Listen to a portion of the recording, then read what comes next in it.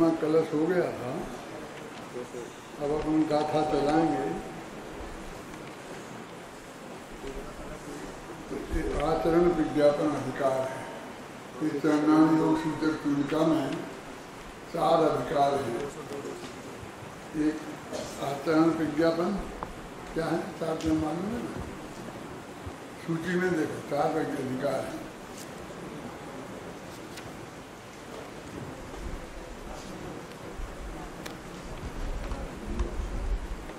आचरण विज्ञापन अधिकार, मोक्ष मार्ग विज्ञापन अधिकार, शुभोपयोग विज्ञापन अधिकार, पंचरत्न अधिकार। इन 4 अधिकारों में ये महाधिकार समझ लीजिए विभक्त है। तो इसमें चरणानुयोग चूलिका, लेकिन इसके अंदर में भी 4 अधिकार हैं।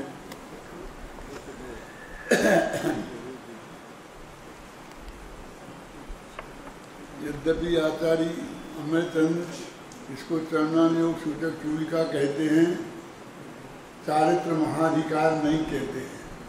लेकिन जो उसके अंतर्गत उनने 4 भेद डाले तो उनको चूलिका नहीं डाला, उनमें अधिकार ही लिखा, 4 अधिकार है। उस वक्त उनके चित्त को स्वीकृत नहीं हुआ ऐसे चारित्र महाधिकार कहने में, क्योंकि इसमें प्रधानता निश्चय चारित्र की नहीं है। निश्चय चारित्र की चर्चा ही ना हो ऐसी बात तो नहीं है।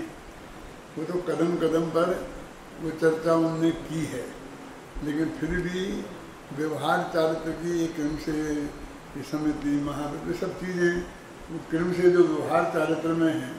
व्यवहार चारित्र का मतलब मुनिराज को दीक्षा लेने के बाद जैसा जैसा आचरण सुबह से शाम तक, शाम से सुबह तक करना पड़ता है, उस संबंधी सारी चर्चा है ना। इसलिए उसे वे कहते। अब ये आचरण विज्ञापन मैंने आचरण कैसे करना चाहिए उनको, इसकी ही चर्चा वो इस बात में करते हैं।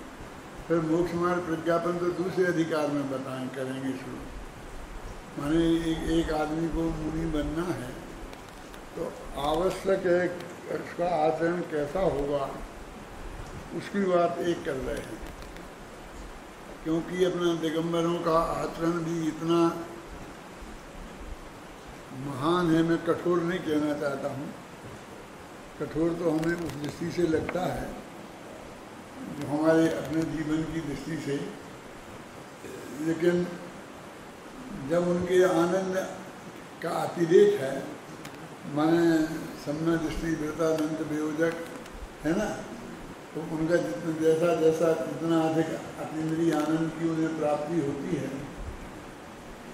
हर अंतर मुहूर्त में वे अपने शुद्धोपयोग में चले जाएं, कितनी अधिक पात्रता होगी।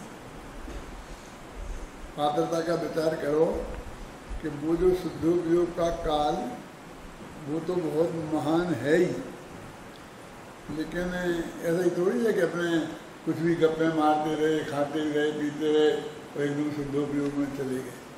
उपयोग का है, उसमें वो नित्य प्रयत्न करेगा तभी उसमें जाएगा ना।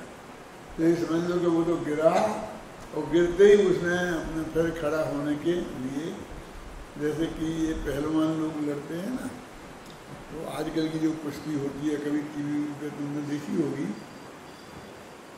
कि वो गिर जाते हैं तो एकदम उठ के फिर दोबारा लड़ने के लिए तैयार होते हैं ना। और जब तक वो उठ के खड़ा होकर के लड़ने को तैयार नहीं होता है तो सामने वाला उचकता रहता है, लेकिन उसे आक्रमण नहीं करता है। उचकता क्यों रहता है? शांति से खड़ा हो जाए, आराम करे, तो ठंडा हो जाएगा। ठंडा हो जाएगा तो फिर नहीं लड़ पाएगा। लड़ने के लिए गर्म रहना जरूरी है, समझे ना। इसलिए भले ही वो सामने वाला नहीं लड़ रहा है तो वो उचकता रहता है कि वो उसकी जो लड़ने की गर्मी है वो कम ना हो जाए, समझे ना। लेकिन वो जब वो खड़ा के हो जाता है तभी लड़ता है। तो ऐसे ही जब ये शुद्धोपयोग में से शुभोपयोग में आएंगे तो उठ के तैयार होंगे, खड़े होंगे, फिर शुद्धोपयोग में जाने के लिए तैयार होंगे, उस दिशा की में उनकी रुचि पूर्वक प्रसाद जगेगा, तभी तो वे द्वारा शुद्धोपयोग में जाएंगे ना, ऐसे ही थोड़ी चले जाएंगे। इसलिए निरंतर जो उनका सदुपयोग का काल है वो भी शुद्धोपयोग में जाने के प्रयत्न का काल है।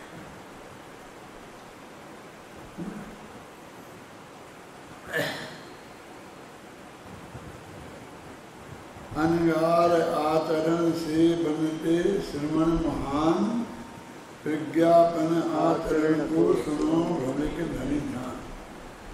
मुनियों का जो आचरण है उससे हमारे श्रवण साधुजन महान बनते हैं, और उसको बताने वाला ये आचरण का जो प्रज्ञापन अधिकार है, प्रज्ञापन माने बताना, विशेष रूप से ज्ञापन हो गया ना, ज्ञापन हम के ज्ञापन देते हैं, तो ये प्रा लग गया तो और महानता उसमें आ गई। प्रज्ञापन महाधिकार है, इसलिए भव्य जीवो ध्यान देकर उसे सुनो। अब दूसरों के चारित्र के आचरण, दूसरों को चारित्र के आचरण में उपयुक्त करते हैं, है ना। इति चरणाचरणे परान प्रयोजयति। चरण माने चारित्र और आचरण, चारित्र के आचरण में, चारित्र को अपने जीवन में अपनाने में दूसरों को प्रयोजयति माने प्रेरित करते हैं। दूसरों से कहते हैं कि भाई तुम आएंगे, गाथा में ये कहने वाले हैं ना, सामान्य को धारण करो, तो ये प्रेरणा ही हो गई ना।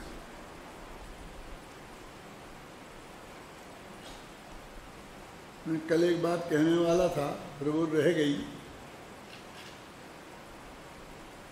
कि हमारे आचार्य हमें स्पष्ट समझ लो प्रेरणा दे रहे हैं, आदेश दे रहे हैं, उपदेश दे रहे हैं, सामान्य को धारण करो,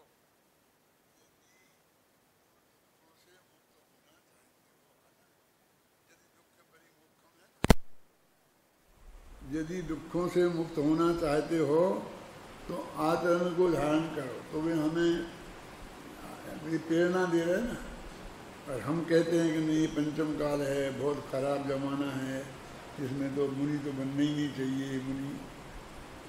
परमात्मा ऐसी जो हमारी धारणा है वो आचार्य श्री की इस भावना के विरुद्ध है। हमारी धारणा तो ऐसी होनी चाहिए कि वो दिन कब पाऊँ कि घर को झोड़ बन जाऊं, समझ है ना। मैंने सच्चा मुनिपना हमारे जीवन में आवे, ऐसी धारणा हमारे अंदर में हो। अब हम अपनी कमजोरी के कारण उसे धारण करने की स्थिति में नहीं हैं, तो ये हमारी व्यक्तिगत कमजोरी है कि आचार्य की प्रेरणा देने पर भी हम उसे धारण नहीं कर सकें। लेकिन हम उसके लिए ये कहने लग जाएं, हमें कठिन दिखा तो हम ये कहने लग जाएं कि अब ये ज़माना ठीक नहीं है, जबकि हमारे दिनवाणी कहती है कि पंचम काल के अंत तक भावलिंगी संत आर्यका और श्रावक श्राविका होंगे। तो हम कैसे कह सकते हैं कि ये ज़माना बुरा है? ये तो नहीं कहते हैं ज़माना बुरा है।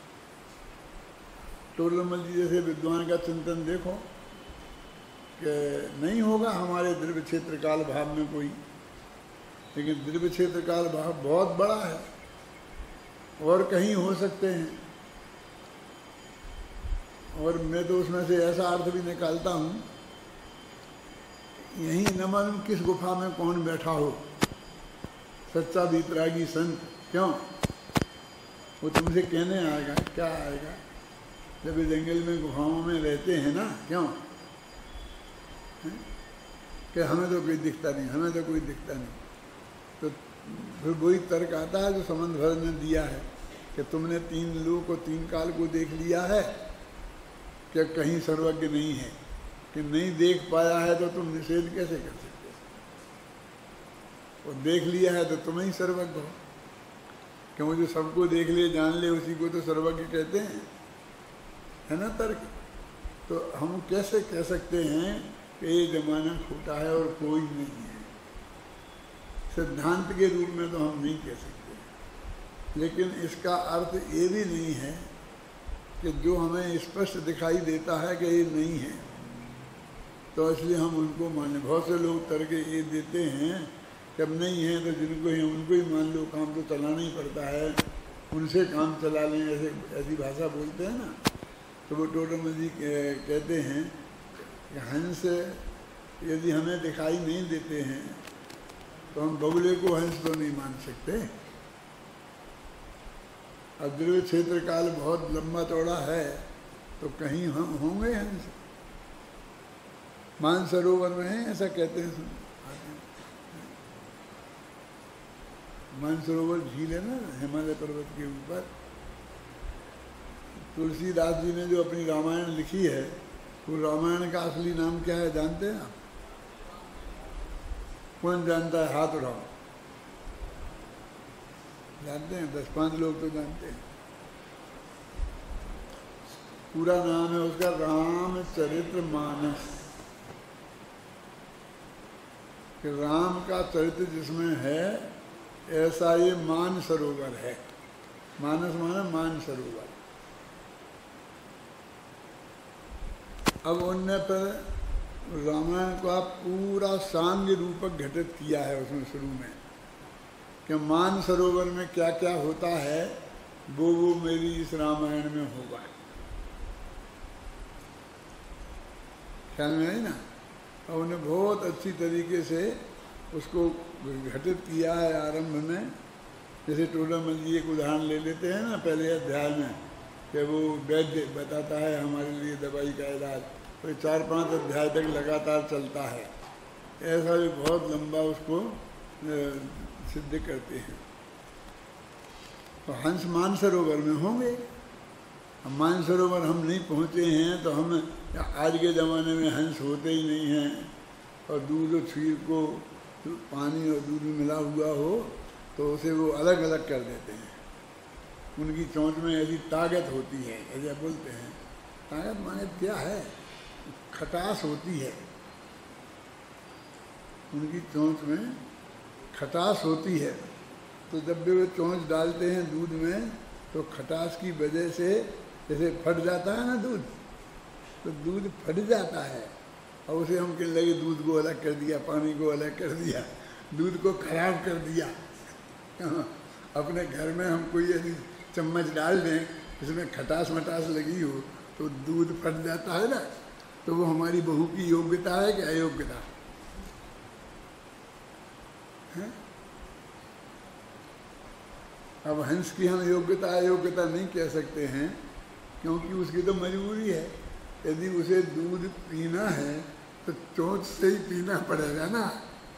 तो चोंच तो उसे डालनी ही पड़ेगी और वो फट जाएगा, क्या करे वो। बिल्कुल एक साधारण सा गुण कह लो चाहे दोष है ना। यदि हमें दूध का फटना इष्ट है तो गुण है, और नहीं फटना इष्ट है तो दोष है? और हमने दूध चीर नीर विवेकी और नमन कितनी कितनी उपमाएं दे करके ज्ञानियों से उसकी तुलना कर दी है कि उनको भेद विज्ञान होता है। वे सब इस देह और आत्मा की बिल्कुल एक क्षेत्रावगाह होने पर भी भिन्नता को पहचान लेते हैं। ख्याल में ना। लेकिन एक वैज्ञानिक कहेगा तो वो तो यही जांच करेगा कि देखो क्या बात है, तो उसमें खटास होती है उसके मुंह में, दांतों में, बस इसलिए वो ऐसा फट जाता है।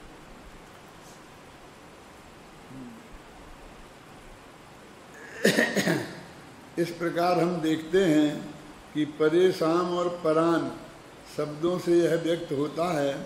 यह चरणान योग सूचक चूलिका दूसरों के लिए लिखी गई है। एक तो इसमें ये बात है कि दूसरों के लिए लिखी गई है, और दूसरी कि साहब खुद के लिए भी तो है, खुद भी तो मुनि हैं तो अपने लिए क्यों नहीं ये कह सकते हैं। तो खुद के लिए तो वे ऐसा लिखते हैं कि हम इसके विशेषज्ञ बैठे हैं ना तुम्हारे लिए, तो उसका तो वे अपने को विशेषज्ञ मानते हैं, और कोरा विशेषज्ञ नहीं, उसको क्रियान्वित करने वाले। लिखा क्या शब्द लिखा? यथानुभूत मार्ग से, ये हमारा अनुभूत किया हुआ मार्ग है, इसके हम विशेषज्ञ यहाँ बैठे हुए हैं, तुम घबराते क्यों? ख्याल में है ना, हम इसके विशेषज्ञ बैठे हुए हैं तो तुम घबराते क्यों हो? ख्याल में है ना। पढ़ो, छंद पढ़ो भैया। ये जो 3 छंद हैं ये तो इसके मंगलाचरण के छंद हैं, पढ़ तो लो, क्या दिक्कत है। हाँ,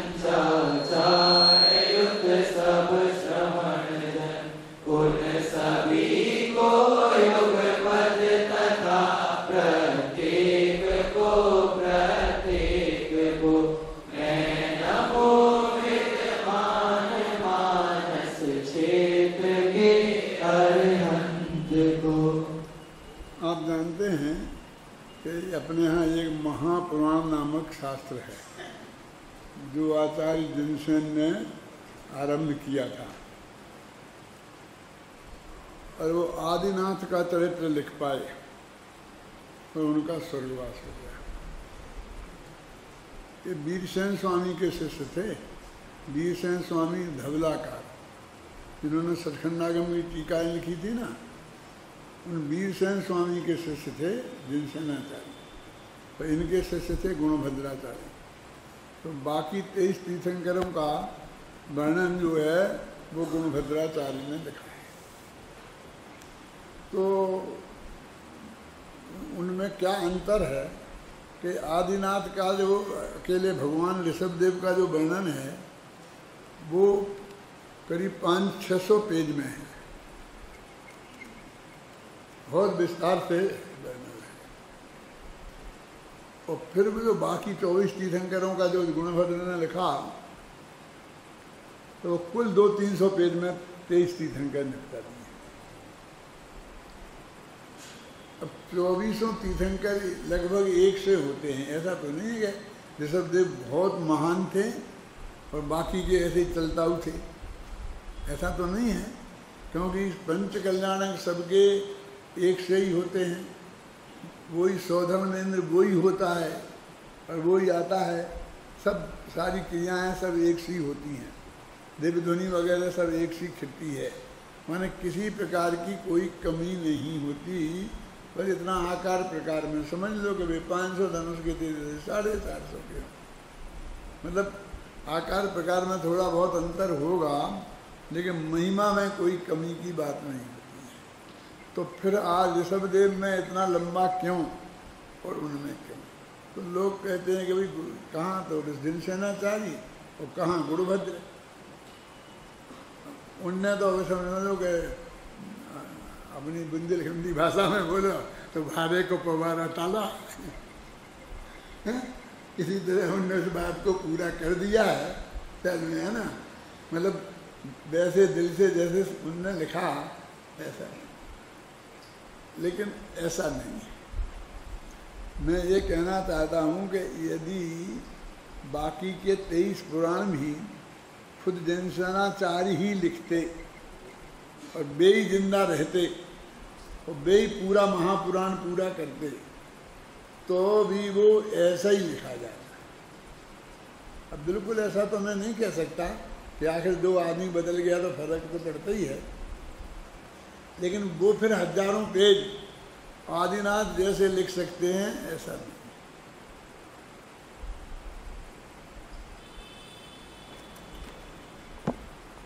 कोई भी महाकवि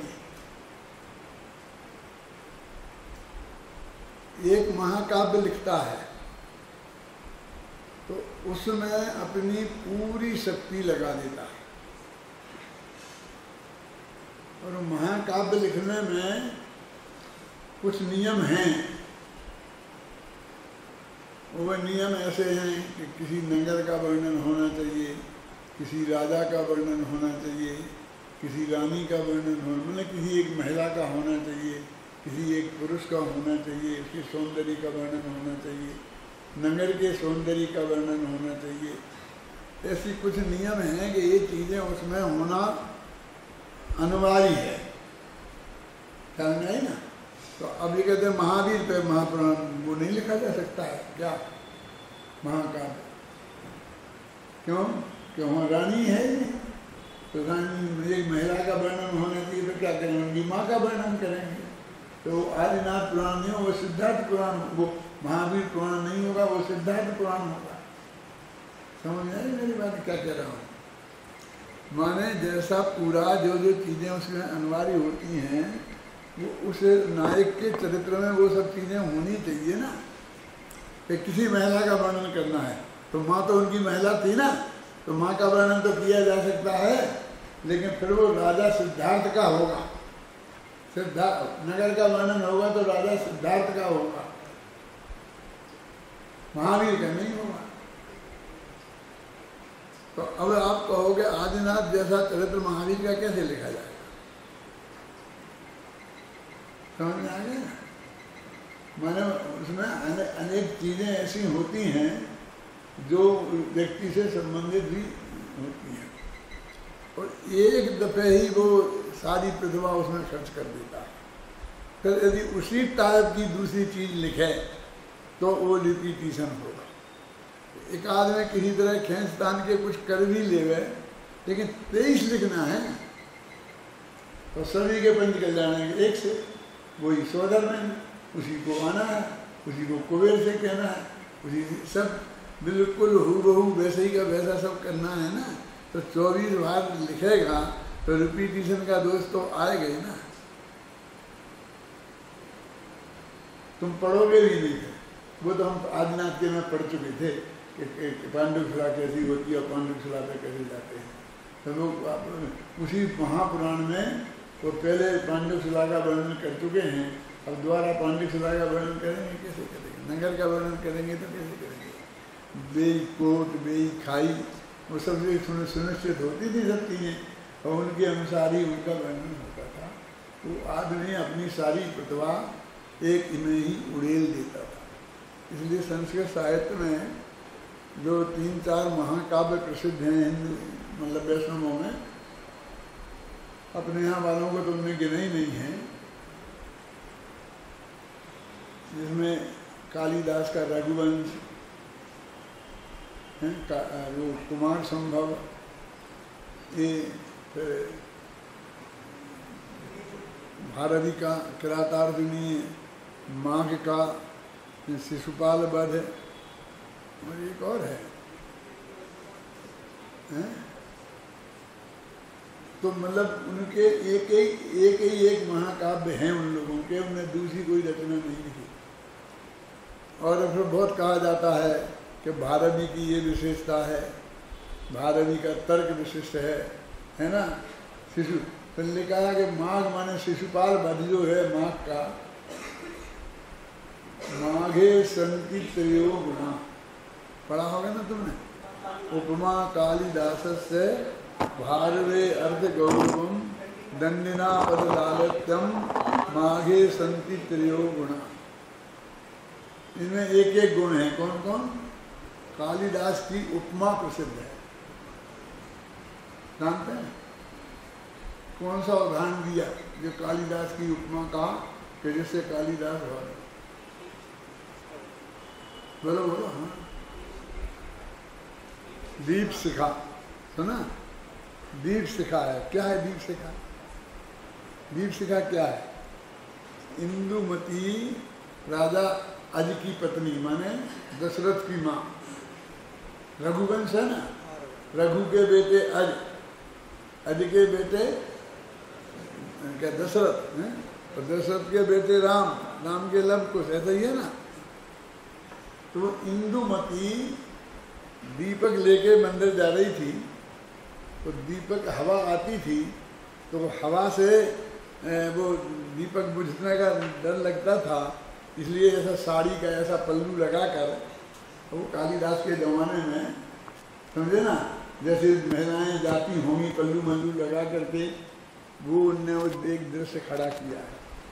जब ऐसा जा रही थी, ऐसा दीपक लेके ऐसा हाथ में और ऐसा पल्लू डाल के, और माथे तो ढकती ही थी, तो घूंघट पूरा नहीं डालें तो भी इतना तो माथा तो ढकती ही थी ना, तो ऐसी जा रही थी। तो हवा का झोंका आता था उसके बचाने के लिए, तो वो ऐसे जा रही थी, तो कालिदास ने देखा उसे। अब देखो कालिदास में तो लाखों हजारों वर्ष का फर्क है, तो उन्हें देखा तो नहीं होगा इंदुमती को। उनने तो एक ऐसी नारी की कल्पना की जो बहुत सर्वांग सुंदर नारी थी, मर्यादा वाली थी, सिर ढक के रहती थी, हैं, और मंदिर जाती थी, दीपक घर के जलाकर ले जाती थी, भगवान की आरती के लिए नहीं, रास्ता देखने के लिए, क्योंकि रास्ते में अंधेरा रहता था, ऐसी बिजली तो लगी नहीं थी, समझे ना। तो वो ऐसी जा रही थी, तो अंधेरा था, तो वो अंधेरे में वो तो दिखती नहीं थी, अकेली वो दीपक की शिखा दिखती, वो जलती थी ना, तो दीपक की शिखा दिखती थी। तो उनने कहा कि वो इंदुमती जो मंदिर जा रही है, तो मानो दीप शिखा ही जा रही है, बस खत्म, समझे ना। वो दीप शिखा से उसकी उनने तुलना की, वो लोग नींद गए कि देखो क्या गजब की कल्पना है, देखो क्या गजब की कल्पना है, क्या गजब की कल्पना है, क्योंकि पैर चलते तो दिखते नहीं थे, अंधेरा वो घना था, तो ऐसे वो इंदुमती जो चल रही थी वो तो दिखते नहीं थे, हाथ दिखते नहीं थे, शरीर ज़्यादा दिखता नहीं था, और वह दीपक की शिखा उस पर्दे में से दिखती थी। तो कहते मानो दीपक की शिखा ही जा रही है, बस उनको नाम हो के इतना हल्ला गुल्ला हुआ कि दीप शिखा कालिदास, और कालिदास की उपमा प्रसिद्ध हो गई। बहुत उपमाएँ अच्छी से अच्छी हैं कालिदास की, लेकिन दीप शिखा जो कालिदास उनको कहा जाता है, वो इसलिए कहा जाता है। भारवे अर्थ गौरवम, भारवे क्या है? भारवे क्या है? किरातार्जुनी, किरातार्जुनी उनका महाकाव्य है। एक घटना है जरा सी, उस पर पूरा महाकाव्य लिख दिया। एक घटना है, क्या घटना है कि जंगल में, घबराना नहीं, जंगल में, ये तुम लोगों को जानने लायक चीज़ें हैं भाई, ऐसा नहीं समझना तुम कि मैं तुम्हें वैसे ही गप्पे सुना रहा हूँ। रोचन साहब तो पढ़ा देगा कोई भी, कांति जी भी मेरे से अच्छा पढ़ा देंगे, लेकिन ये नहीं बता पाएंगे। क्या क्या कह रहा था कि जो थे ना कि पांडव लोग वनवास में थे, क्या तो 12 साल तक उनने प्रतिज्ञा दे दी थी कि हम 12 साल तक अज्ञातवास में रहेंगे। अब 12 साल में समझना, दुर्योधन ने इतनी बढ़िया व्यवस्था की राज्य की कि सब लोग पांडवों को भूल। अब ये बहुत अच्छी बात है ना कि जनता इतनी खुश, सब बढ़िया से A1 व्यवस्था, राज्य व्यवस्था थी। वो राजनीति का काव्य है। वो कहते हैं राजनीति इतनी गंदी है कि वो अच्छी व्यवस्था से पांडव बहुत दुखी थे, और उन्हीं की जनता जिसके वो राजा थे, और उनके चले जाने के बाद में दुखी होती तो उन्हें अच्छा लगता है, और उनके जाने के बाद बहुत बढ़िया व्यवस्था की क्योंकि कौरवों ने इसलिए की कि ये पांडव लौट के आए तो ये जनता उनकी तरफ देखे नहीं, भूल जाए। इतना बढ़िया राज्य व्यवस्था उसने की। क्या तो शिवजी भगवान थे, उनको कहा कि आप देख के आओ कि कैसी क्या स्थिति है दुर्योधन के राज्य में। तो वे एक भील बन के गए, किरात बन के गए, भगवान थे वो, किरात बन के गए जंगल में, वहाँ राज में देखने। और उन्होंने देखा कि इतनी बढ़िया व्यवस्था, जनता इतनी खुश, जिससे बात करें वो तो दुर्योधन के गीत गाए कि पांडव के कौन पांडव, तो पांडव के बारे में पूछना कि कौन पांडव, क्या हुआ था, भूले। तो वो जो किरात वहाँ शादी देख के आया तो उसने अर्जुन को सब सुनाया। द्रौपदी भी वहाँ बैठी थी, बाकी पांडव तो होंगे ही जंग वनवास में। तो किरात और अर्जुन, बस इन दोनों की बातचीत का नाम है किरातार्जुनी महाकाव्य। समझिए ना, किरात और अर्जुन की बातचीत जो हुई उसका वर्णन बस पूरे महाकाव्य में किया है। वो ज्यों ज्यों बताते हैं कि इतनी बढ़िया व्यवस्था है, त्यों त्यों अर्जुन का खून खोलता है, पांडव, द्रौपदी तो एकदम आग हो जाती है। और ये कहते जल्दी करो, हमने जो वचन दिया था 12 वर्ष वनवास में रहेंगे, छोड़ दो, तोड़ दो वचन। धर्मराज युधिष्ठिर समझाएं कि नहीं वचन तोड़ा जाता है क्या, कोई धैर्य रखो, कोई ऐसी बात नहीं है, ऐसी बात नहीं, कुछ नहीं। यदि और ज़्यादा दिन बीत गए तो फिर हमारा बिल्कुल ही भूल जाएंगे हमें लोग। अपन उन पर आक्रमण कर दो और छीन लो जाकर, समझ में आई ना। बस उन दोनों का वो राजनीति कि जनता सुखी है, और जो हम समझते हैं कि पांडव उनके बहुत हितैषी हैं जनता के, और दुर्योधन महान नालायक है। किरातार्जुनी पढ़ो तो तुम्हें दुर्योधन अत्यंत महापुरुष दिखेगा, और ये सब पांडव महानालायक दिखेंगे। और एक कवि की एक दृष्टि है क्या, भारवी नाम था उस कवि का, और उसने ये वर्णन किया किरातार्जुनी। किरात तो वो भील था, वो भील तो भगवान थे, भगवान भेष बना के गए थे, और उनने और नमक मिर्च लगा लगा के सुनाया, क्योंकि वो भी चाहते थे कि ये उत्तेजित हो जाएं और जल्दी से आक्रमण करें और ये करें। समझो वे भी उसी पार्टी के थे, चढ़ जा बेटा सूली पे, भला करे भगवान हैं। तो ये यानी प्रजा बहुत सुखी हो तो भी राजनीति कितनी गंदी है कि वो राजनीतिक लोग उसे सुखी नहीं देख सकते। भारतीय जनता पार्टी के राज्य में जनता बहुत सुखी हो जाए तो कांग्रेस को आंखों फूटे नहीं सुहाए।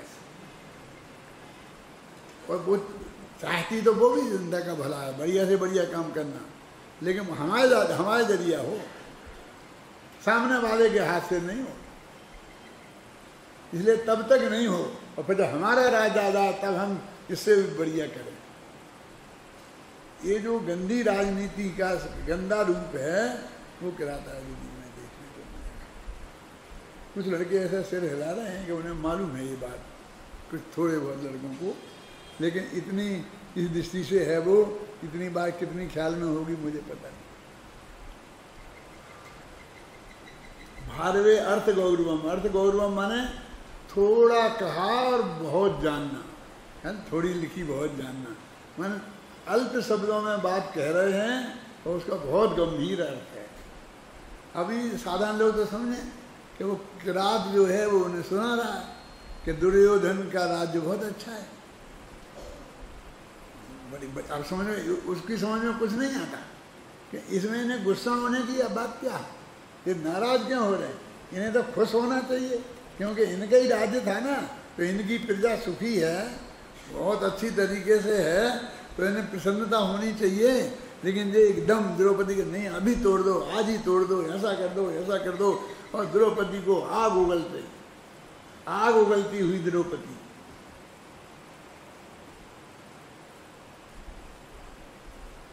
अकड़ता हुआ भीम, भुजाएं तड़प रही, नहीं तो मैं लड़ूंगा, मैं नहीं छोड़ूंगा। धर्मराज कह रहे शांत रहो, शांत रहो, अपन ने वचन दिया है। काय का वचन दिया? समझ में आया?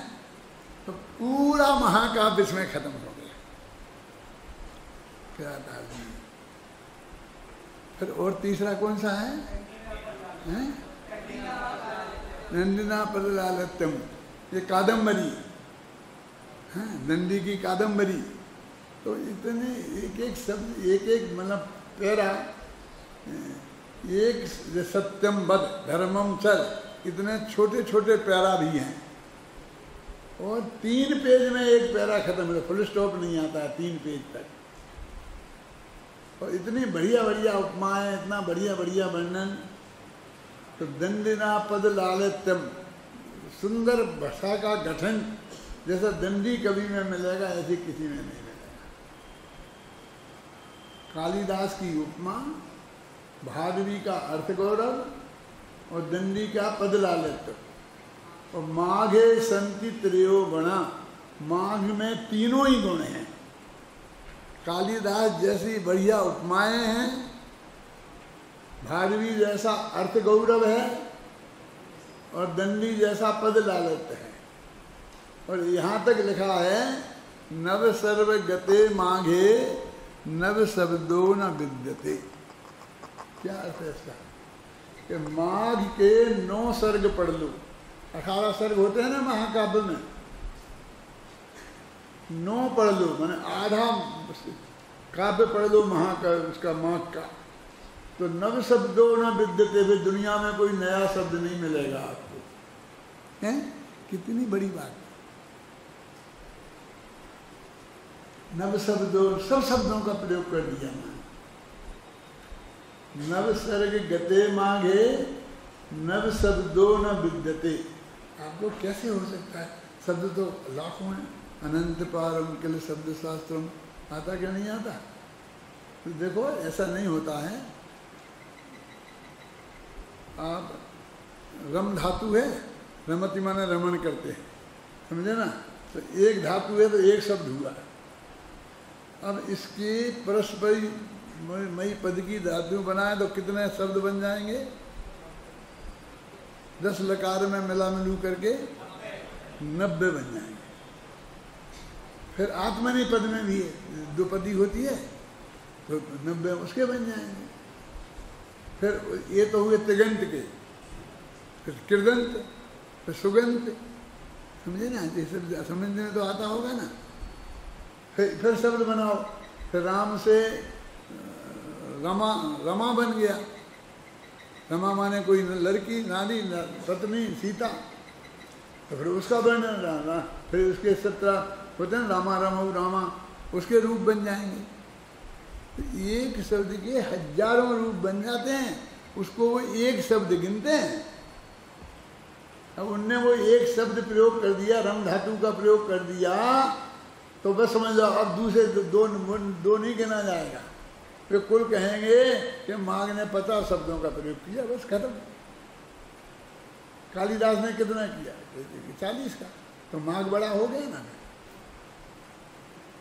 मैंने इन्हीं शब्दों, हम लोग और आपकी जो बागवानी है वो 150 शब्दों में ही खेलते हैं सारी जिंदगी। हमारी सारी जिंदगी 150 शब्दों में निकल जाती है। इतने बड़े बड़े विद्वान कहलाते हैं, इतनी बड़ी बड़ी किताबें लिख देते हैं, और उन्हीं से उन्हीं शब्दों में से बन जाती हैं। समझ आया?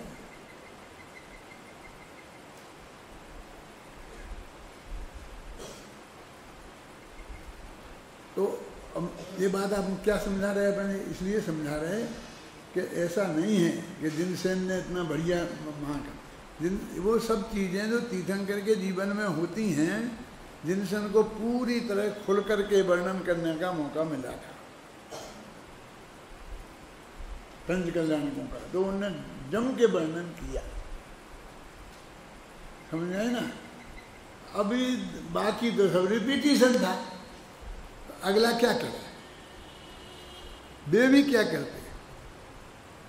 हम होते तो पूर्ववत लिख देते, तो सेक्शन निर्देश काम में ज्यादा लिख देते हैं पूर्व द्वारा। हम तो लिखते नहीं बनता ना कि पांडुक सलाह कैसी थी कि पूर्ववत क्यों। कौशल्या तो बहुत सुंदर थी और उसका वर्णन बहुत बढ़िया किया। अब सीता कैसी थी बोलो, तो पूर्ववत।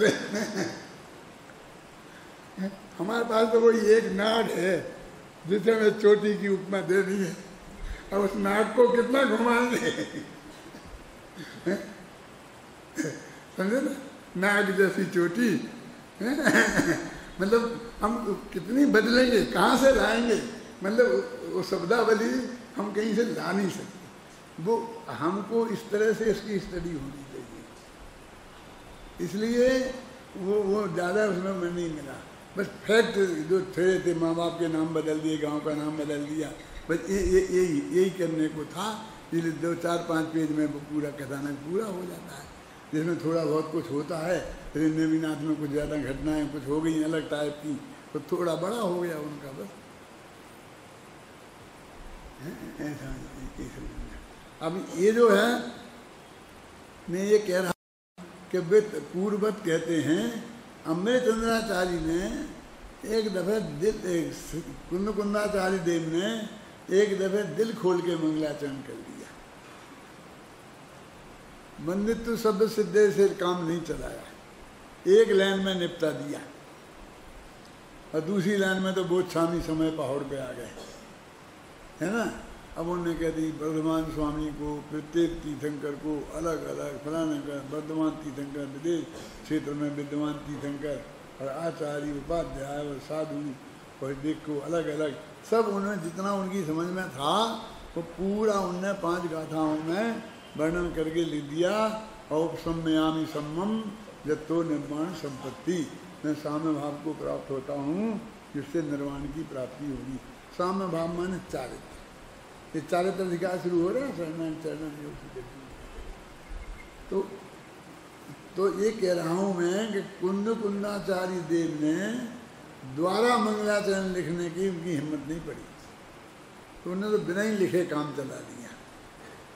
और अमृतचंद्राचार्य को लिखा कर मंगलाचरण तो होना चाहिए, तो उनने कुंद की वो ही गाथाएं यहाँ उठा के रख दी। इसके लिए मैंने इतनी कहानी आपको सुनाई। से पुण्य ठहरे, है ना। माने वो उनने एक चीज बनाई और वे जिंदगी भर उस पर रीझते रहे। एक चीज सामने आई, बस उन्हें ज्ञानानंद स्वभावी लिख दिया। अब दिन में नवो कालमंद जैसा जपते हैं दिन में, तो एक और लिख दो ना, ज्ञानानंद जी स्वभावी बहुत बढ़िया गीत है, एक और क्यों नहीं लिख देते हो, बोलो सुवाणी जी। अरे भैया ये ऐसा आसान नहीं है काम, तो एक लिखा गया वो बहुत बड़ी बात समझना।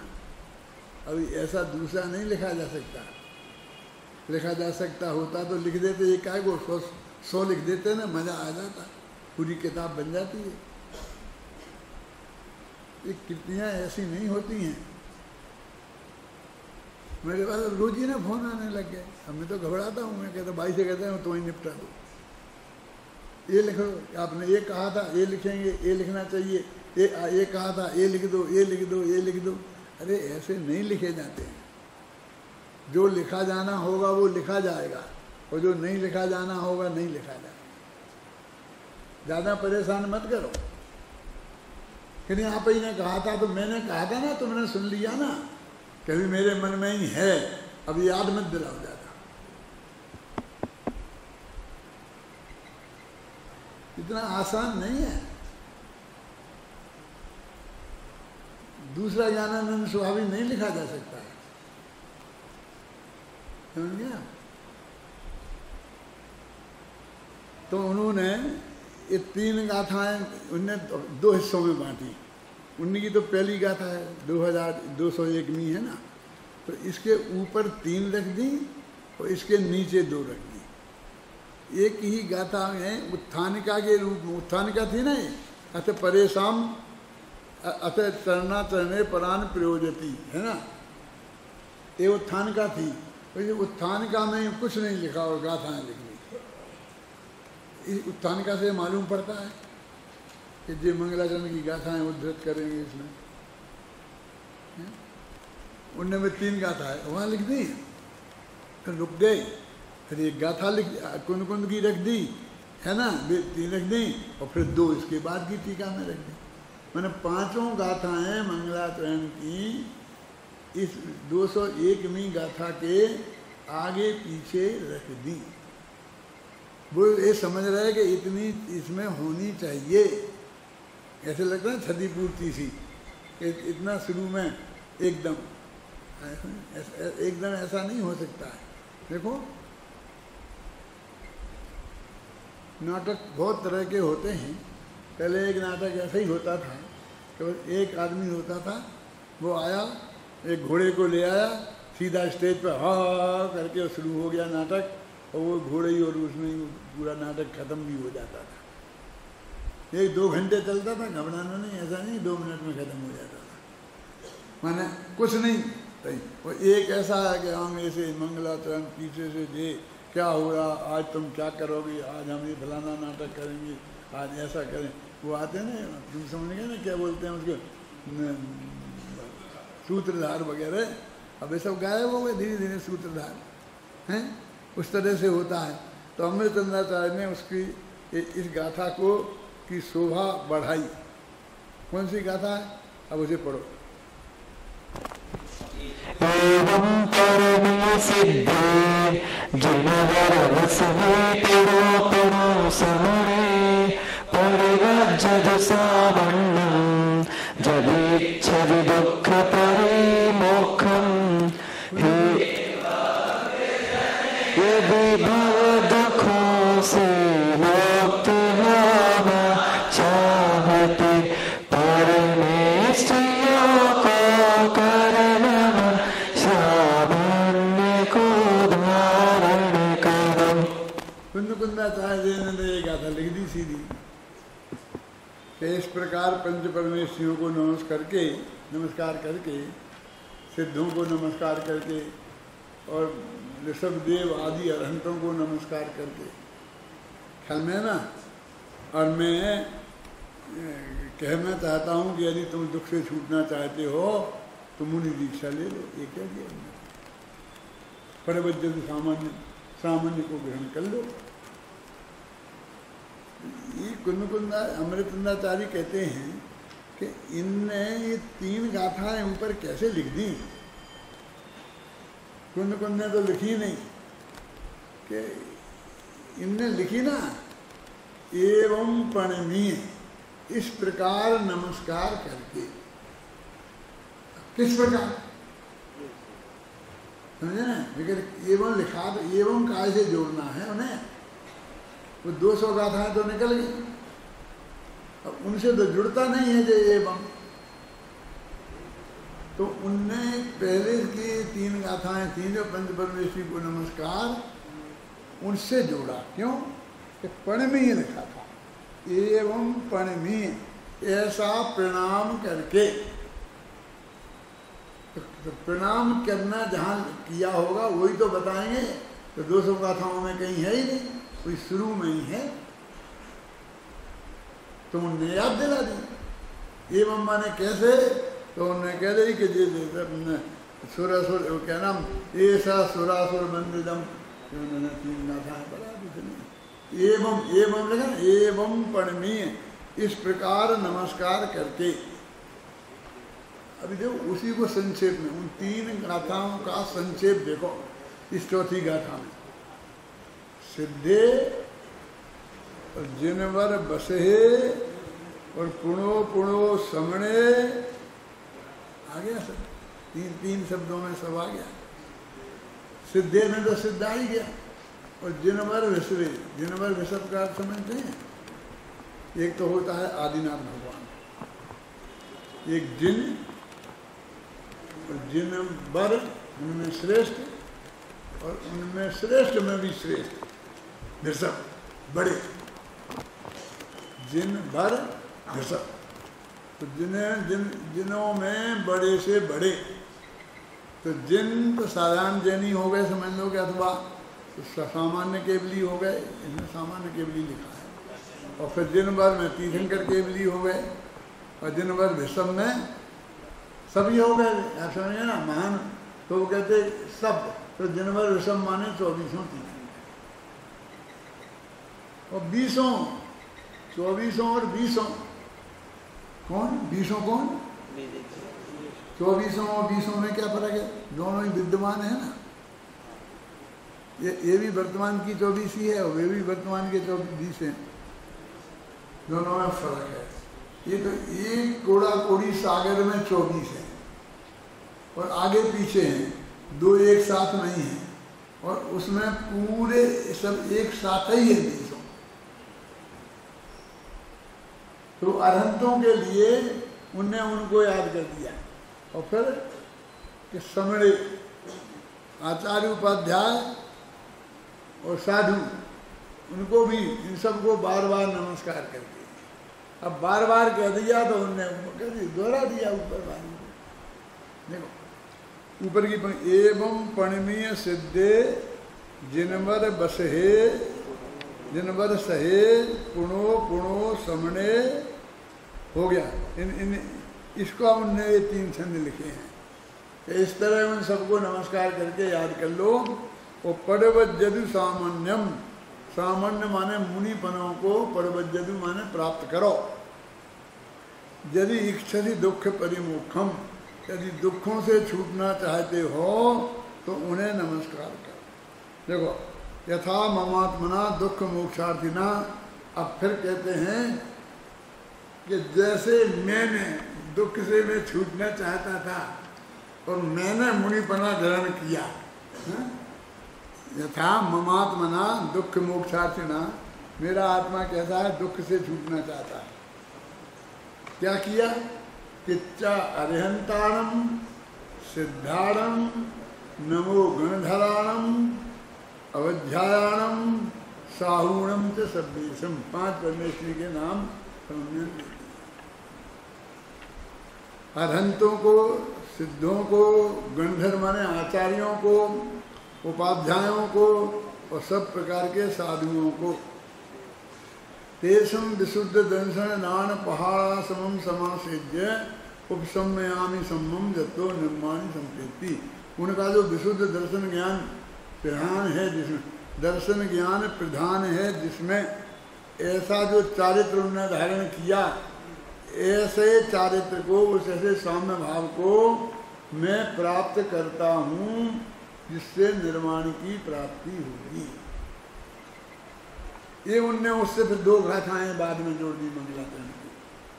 और फिर देखो वही लिखा गद्य में, अरहंत सिद्धाचार्य उपाध्याय साधु नाम प्रणति वंदनात्मक नमस्कार पुरस्सरम।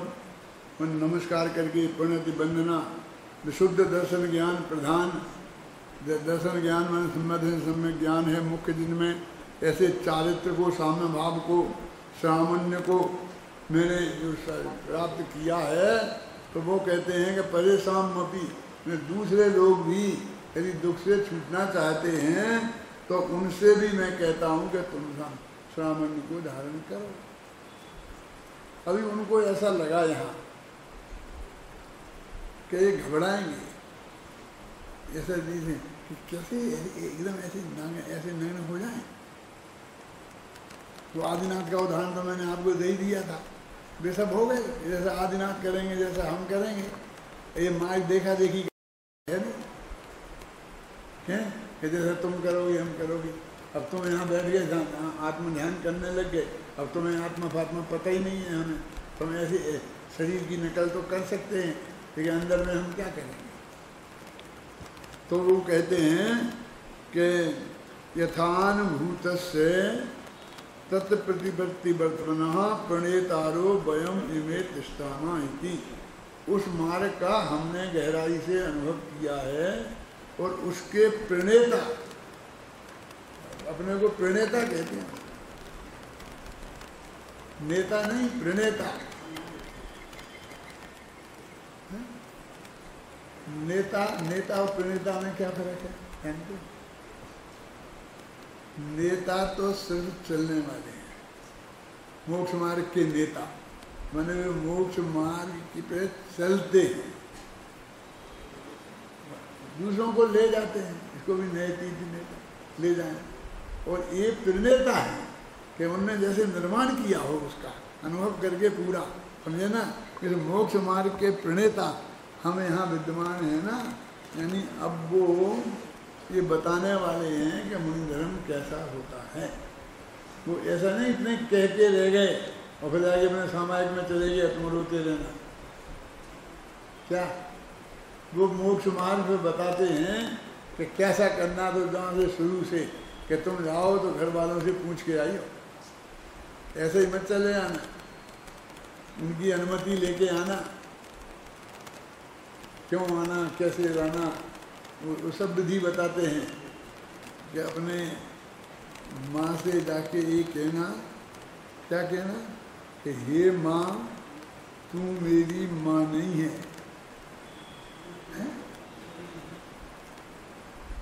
हे शरीर की माँ,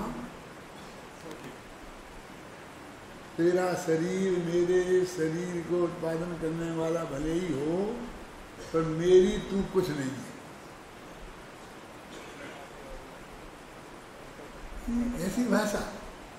ऐसी भाषा लिखकर भी उनने कुछ कहा है, फिर स्वीकार ही नहीं कर रहे माँ।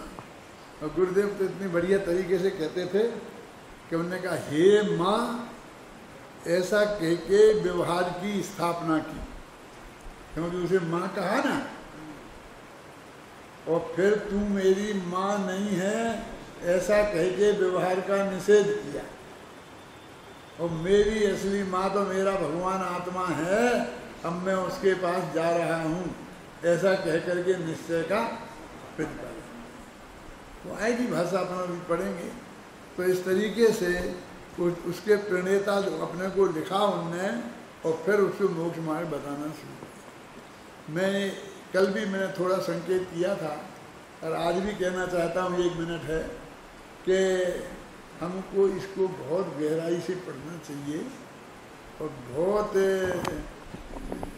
मतलब सहज भाव से, किसी कोई व्यक्ति अपने ध्यान में नहीं रहना चाहिए कि इसमें ये कमी है, इसमें ये कमी है, इसमें ये कमी, ये नहीं रहना चाहिए। और नहीं ऐसा तो हो ही नहीं सकता है कि अभी ये लिखेंगे जंगल में रहना, गुफा में रहना, कहे वो तो कहाँ की गुफा, कैसी गुफा, हर जगह गुफाएँ कहाँ से मिलेंगी, वो तुम कुछ भी नहीं विकल्प करना। अभी तो अमृत चंद्राचार्य क्या कह रहे हैं, एक दफे तुम ये समझ मेरे समझ में ना, तो तुम वीतराग भाव से समझ सकोगे। यदि तुमने ये बात कर ली कि नहीं अब ये तो संभव नहीं है, ये तो ऐसा नहीं है, अभी फिर आहार है तो आहार तो कैसे मिलेगा, तो आहार तो संभव नहीं है, आजकल आहार तो कोई इतना शुद्ध करता ही नहीं है, तो कोई आहार करेगा ही, दे ही नहीं पाएगा, तो मैं कैसे बनूंगा, तो फिर तुम सही स्वरूप नहीं समझ पाओगे। इसलिए थोड़ी छूट तो इसमें मिलना चाहिए। तो हम अमृत चंद्राचार्य के भी सलाहकार बन जाएंगे, क्या हम उनको भी सलाह देने बैठ जाएंगे कि नहीं अभी तो बहुत कठिन बात है, इसमें आप थोड़ी ढील दो। वे क्या कहते हैं कि ढील देने वाला मैं कौन होता हूँ, मैं तो जो मार्ग है और हमारा सर्वज्ञ भगवान की वाणी में आया है, मैं तो उसको बताता हूँ। तुम बहुत साम्य भाव से इसको एक दफ़े सुन लें, महीना 15 दिन लगेंगे अपन को इसे पढ़ने में, तो अपन शांति से सुन लें, बिना निरपेक्ष भाव से। ख्याल नहीं ना, मैं नहीं जानता हूँ कि तुम्हारे घरों में, किसके घर में माँ बाप की क्या धारणाएं हैं, पड़ोस की क्या धारणाएं हैं, क्या है, कुछ अपन को तुम भी उससे मुक्त हो जाओ, मैंने उसके विरोधी हो जाओ ये नहीं कह रहा हूँ मैं, लेकिन ये समझना है ना, तो उसको बीच में मत लाना। क्या पूरे इसको ये आदर्श है। और ये अमृत चंद्राचार्य पंचम काल के आचार्य हैं, इसलिए मत कहना है चौथे काल की। आजकल ये बहुत चला, ये जो बातें हैं ये चौथे काल की हैं। चौथे तो पंचम काल के आचार्य ने चौथे काल वालों के लिए लिखा होगा। कोई आदमी ये लिखता है किताब तो अपने से बाद वालों के लिए लिखता है कि पहले वालों के लिए? बाद वालों के लिए लिखता है ना, हैं? मैंने एक किताब लिखी तो मैंने कांजी स्वामी के लिए लिखी हैं? क्यों? बर्णी जी के लिए लिखी, शांति सागर जी के लिए लिखी। ये तो बेचारे भूतपूर्व हो गए, चले गए जो कुछ भी दे देते। ये तो जो भाई तुम लोगों के लिए लिखी है। क्यों? सबके लिए क्यों? सब पढ़ते ही नहीं। तुम पढ़ते हो ना, तुम्हें सीरियसनेस है ना इस बात में। इस बात को जानने के लिए तुमने जिंदगी के क्रीम टाइम 5 वर्ष इसमें लगाने का संकल्प किया है। तो इसके बिना इतनी तीव्र जिज्ञासा के थोड़ी ये हो सकता है। तो उसका काम तुम करो ना उसमें। जिस संकल्प के साथ इतना क्रीम टाइम तुमने इसमें लगाया है, उसका पूरा पूरा उपयोग करो ना। मैं इसको बोला करता हूँ, कभी तू मेरे पास बैठा है, कुछ काम नहीं है, तो दिनवाणी पढ़ी है ना, इतना पढ़ लो, पूरा विद्वान बनना ढंग से, एकदम ऐसा कि जाके कोई तेरी टक्कर में खड़ा ही नहीं हो पाए। मैं अशोक नगर में पढ़ाता था, तो कभी कभी तो 200 लड़के आ जाते थे पाठशाला में, और कभी 2 भी नहीं आते थे। ऐसे दिन होते हैं, जैसे छुट्टियां आ गई गर्मियों की, तो सब बच्चे छुट्टियों में बाहर चले गए, तो कोई नहीं आ रहा है। कहीं परीक्षाओं के दिन आ गए तो नहीं आ रहे, और वैसे ज़्यादा आ जाते थे।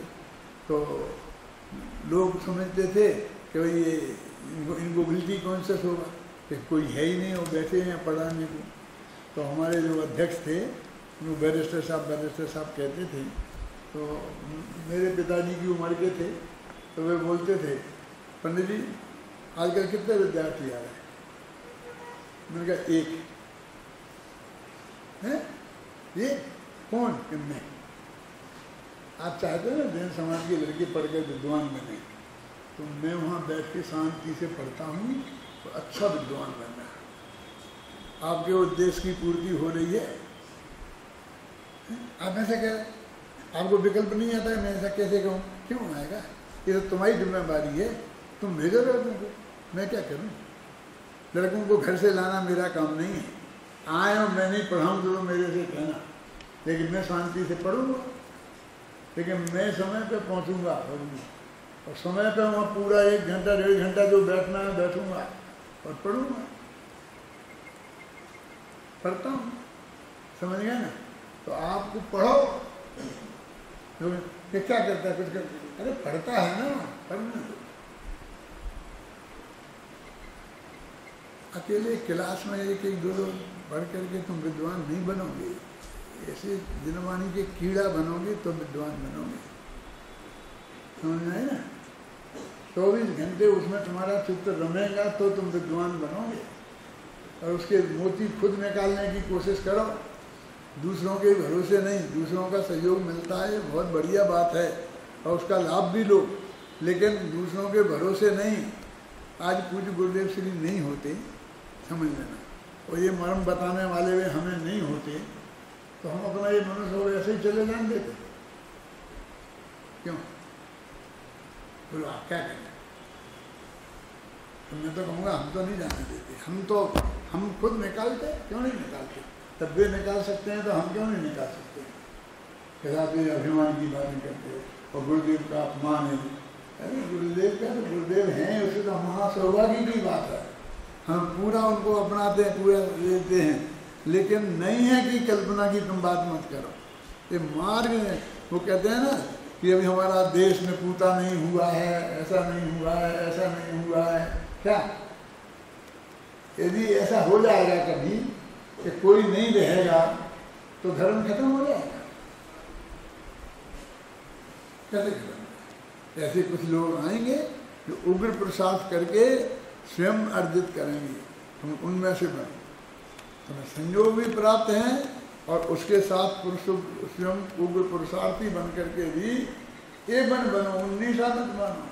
मैं एवन विद्वान बनूंगा और एवन विद्वान हूँ, तेरे गौरव के साथ में। हमारे अमृतचंद्राचार्य कह रहे, इसके प्रणेता हम खड़े हैं ना।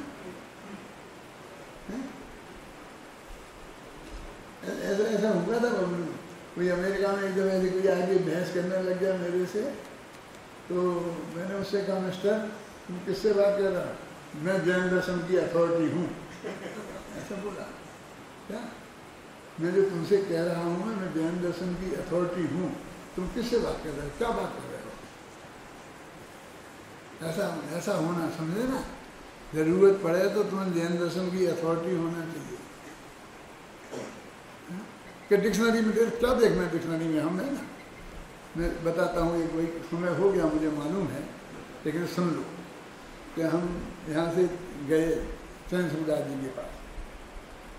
चैन सूरदास जी कितने उच्च कोटि के विद्वान थे, मैं तुम्हें बताता हूँ। तो वो संस्था से छुट्टी हो गई थी, अपने घर जा रहे थे। बेचारे बहुत लंगड़े से थे, लाठी के भरोसे धीरे धीरे चलते थे, बिल्कुल दुबले पतले, 25 किलो के थे। आप समझ लो तुम कैसे होंगे, हैं? तो हम और पाटनी जी थे, तो रास्ते में ही हमने बातचीत करी। मैंने कहा साहब हमारे गुरु जी कहते हैं, वो डॉक्टर D.K. जैन, कि पंडित टोडरमल व्यक्तित्व कर्तृत्व होता है, कृतित्व नहीं होता है। और कस्तूरचंद जी कहते हैं कि कृतित्व होता है, कृतित्व नहीं। तो हम क्या करें, हम आपसे जानने आए हैं, इसी के लिए कहते हैं कि वो कहते थे पंडित टोडरमल व्यक्तित्व कर्तृत्व। कौन? Doctor D.K. जैन, जो हमारे गाइड थे। और कस्तूरचंद जी काशनी वाले यहाँ थे, अच्छे विद्वान, तो इतिहास के, तो हम उनसे भी सलाह मशवरा करते थे। तो वो कहते कि नहीं, एक कृतित्व लिखो, दौलत राम जी कृतित्व, कर्तृत्व नहीं लिखो। तो हमने कहा हम क्या लिखें, कृतित्व लिखें क्या कर्तृत्व लिखें? तो उन्होंने कहा कर्तृत्व ठीक है। क्यों? कीर्ति शब्द तो स्वयं भाववाची है। सुनना, कोई शब्द में त्वा प्रत्यय हम लगाते हैं ना, तो उसे भाववाची बनाने के लिए लगाते हैं। तो कीर्ति और कृतित्व, कृतित्व हो ही नहीं सकता, क्योंकि कीर्ति स्वयं भाववाची है। परमात्मा समझ में आ रहा है? तो कृतित्व शब्द ही नहीं बनता है। और कर्ता में एक त्वा प्रत्यय लगकर कर्तृत्व बनता है। उन्हें खड़े खड़े बीच उसमें बाजार में ये बात हमसे कही। तो मैंने कहा वो कहते डिक्शनरी में तो ये लिखा है, कृतित्व लिखा है, डिक्शनरी निकाल के बताइए, डिक्शनरी में तो ये लिखा है। तो छूटते बोले, डिक्शनरी लिखने वाले क्या मूर्ख नहीं होते? ये सब मुझे बहुत अच्छा लगा। मैं आज कई गौरव के साथ सारे देश में सुनाता हूँ। क्या कहा समझ में आया ना, कि डिक्शनरी लिखने वालों में कोई सब सर्वज्ञ थोड़े होते हैं, विशेषज्ञ होते हैं।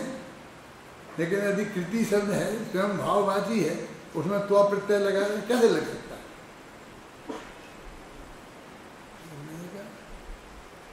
अब आप जानते हैं कृपा शब्द में आलुच प्रत्यय नहीं लगता, दया शब्द में लगता है। दयालु बनता है, कृपालु नहीं बनता। व्याकरण वाले जानते हैं क्या? ये सारे गुजराती कृपालु देव, कृपालु देव, कृपालु देव, समझते ही नहीं है। कृपा शब्द में आलुच प्रत्यय लगता ही नहीं है, तो मतु प्रत्यय लगता है, तो कृपावान बनता है। कृपावंता, कृपावान, समझे ना? आलुच नहीं, कृपालु नहीं बनता, वो दया शब्द के साथ लगता है। अब जो ज़्यादा व्याकरण गहराई से जानते होंगे वो जानते होंगे, जानेंगे हैं, लेकिन गुजरातियों को कौन समझा? कृपालु तो उनके सब कृपालु देव हैं। श्रीमद को कृपालु देव लिखते हैं, तो अपने गुरुदेव को भी कृपालु देव कहने लगे। ये कृपालु देव नहीं बनता है भाई साहब।